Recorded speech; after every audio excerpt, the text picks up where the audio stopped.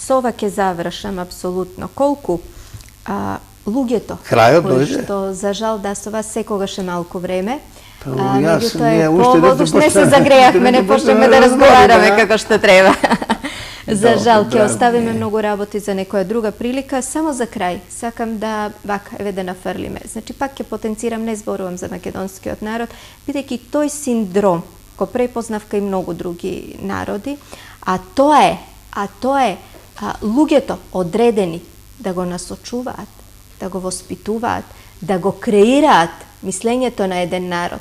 Напротив, садуваат погрешни идеи, погрешни цели, погрешни чувства, погрешни норми. Од кои причини не знам. Многу едноставна причина. Ќе кажам, јас ќе правам тоа што го знам. Ако го знам, ако не го знам, ќе правам обратно. Првенствено мислам на нешто што треба да биде клучната водилка во насочувањето на еден народ. Тоа е актуелната политика и актуелната религија. Бидејќи тие се двете клучни фигури кои што имаат најголема моќ да го насочат народот на одреден пат, да го трасираат патот. Колку тука ние се враќаме назад, македонците, не знам, сите, значи не зборувам за Македонија, не зборувам за кај нас, не ја не исклучувам. Балканот.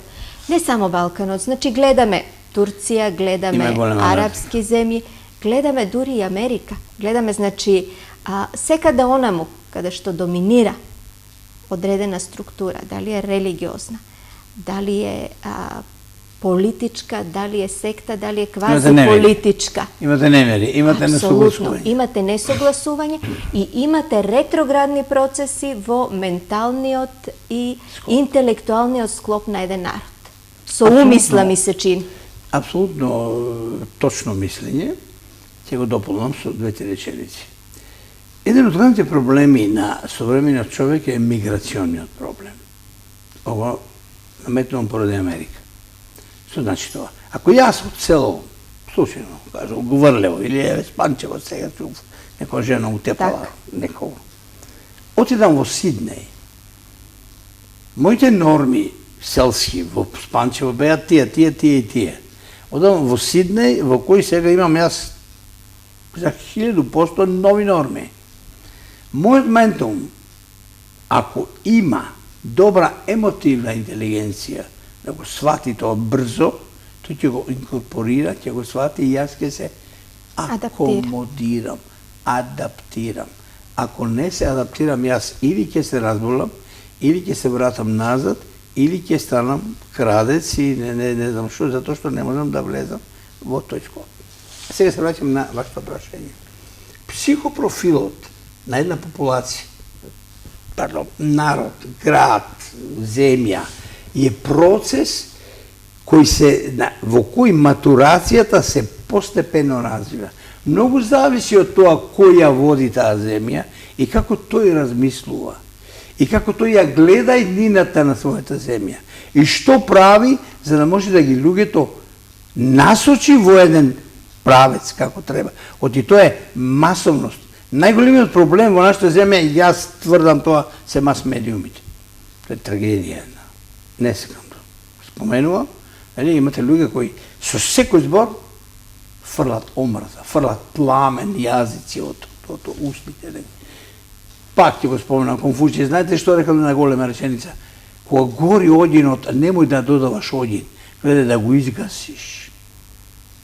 Или, ако е мегаломанизирана работа, гледа да ја минимизираш, да ја намалиш, ние правиме се обратно.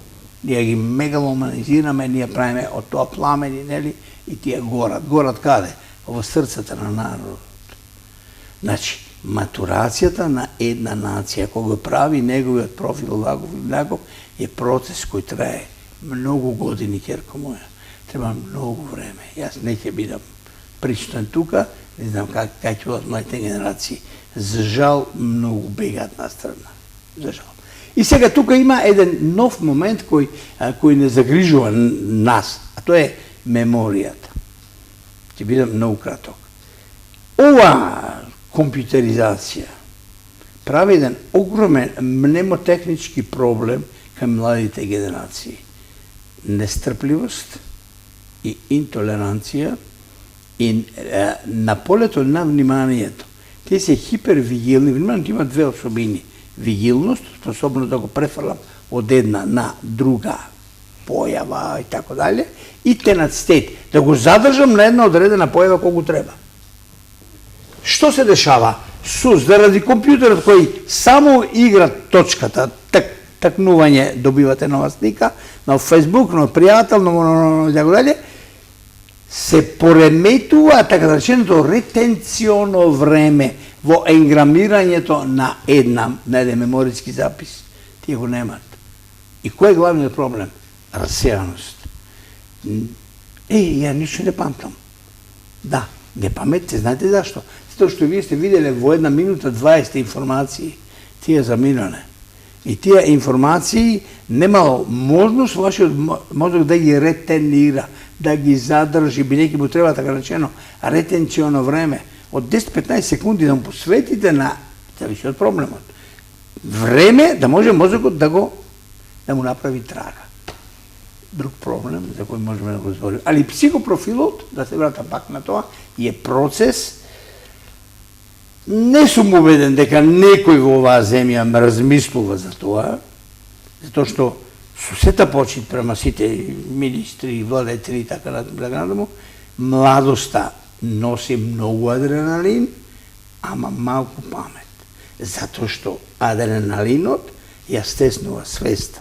А стесната свест го губи логичното мислење. А да се изгуби логично мислење, значи нема добра матурација.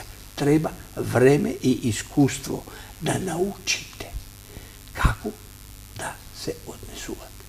Тоа е многу важно во животот. И овие две книги има таа цел. Да го научи човекот да знае како се однесува еден со друг. Што ќе стане ако ние се нон-стоп караме и тепаме и се убиваме и така натаму. Ќе ли фајдеш? Каков е живот? Немате никаква сигурност. Не смете да излезете надвор. Не смете да пуштите детето надвор. Што имате живот? Оти целта и моја, и ваша, и на ова што го збориме, е калитет де ла ви викат французите. Quality of life, квалитетен живот, во кој ќе имам и да се нахранам и така натаму, и да имам еден квалитетен умствен живот и културен живот и така натаму. И социјален, и интерперсонален и така натаму. Сигурност. Целта на овие книги е таа. Професоре, ми беше задоволство, како и секогаш. Ние се гледаме наскоро, се надевам, имаме пред себе фронтален лобус, кој што треба доправа да го изанализираме. Тоа може да излезе и париеталниот, ако Бог даде здравие. Јас одам за месец дена кај мојот, да речем, ментор, да ви кажам од каде црпам ова, да не спадне сега дека јас знам многу.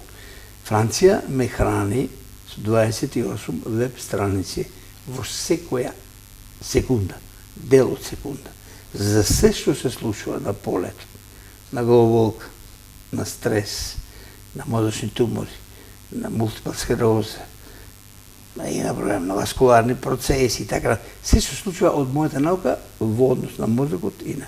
Значи, тоа е богатство едно. Ми е многу жал што мојата земја ме комплетно отврли и не можам да го оставам. И затоа сум принуден да пишувам. Ова е 25-та монографија. Сега јас сам да ви се пофалам. Овде се напишени сите монографии, значи мојата маленкост во овие, овде сум напишал, тоа сакав вие да го кажете, од 1986 до 2014 ова моја маленкост напишала 25 монографии, кои имаат преко 13.000 страни, од кои се 5 на француски јазик, една на бугарски и другите на македонски. А со професор Дитман, нашата соработка трае и има напишено, ова ни е 15-та монографија, заедничка. Мислиме дека тоа е реткост во светот, со еден стран автор да имате напишено толку. Толку многу монографии. Ја ти го доведам него во Штип еден ден вака да седне тука. Ќе ни биде задоволство.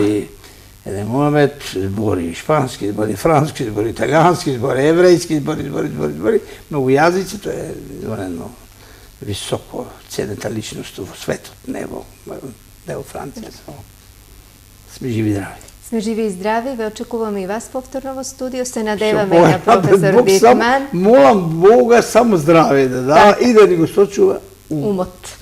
Ми беше задоволство, благодарам за гостувањето. Јас ви благодарам многу. Штовни гледачи, тоа беше професор доктор Методи Чепреганов, за кого што го почнавме за разговорот за стреса, зборувавме за сите пропратни елементи што стресот ги предизвикува, ги донесува или од каде што ја црпи силата. Се надевам дека поминавте пријатни мигови со нас. Пријатна вечер.